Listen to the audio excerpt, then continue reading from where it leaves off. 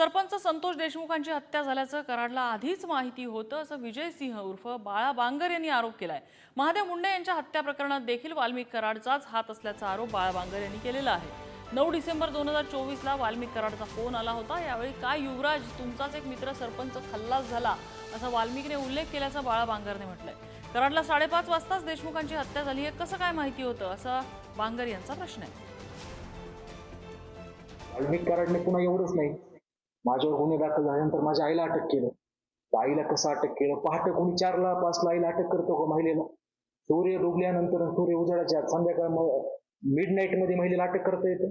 माझी आई अशी काही गुन्हेगार होती, त्यांना बीड पोलिसांना कृष्ण आंधळे सापडा म्हणजे अजून पण त्यावेळेस माझी आई, तर माझ्या आईने आणि पुन्हा एफआयआर कसे घेतलेत? माझ्या आईने गोळीबार केलाय, मी गोळ्या झाडल्यात, आमच्या शिक्षण संस्था कशा वाटून घ्यायच्या, काय घ्यायचा, 4-5 महिला एका नाही कशा निगडीत आहेत, सगळ्या वाल्मिक कराडच्या लाभार्थी होत्या।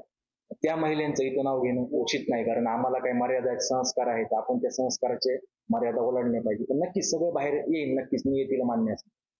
मी दिल्लीमधून देहरादून दिल्लीमध्ये आलो मी 9 डिसेंबरला 5:30-6च्या दरम्यान।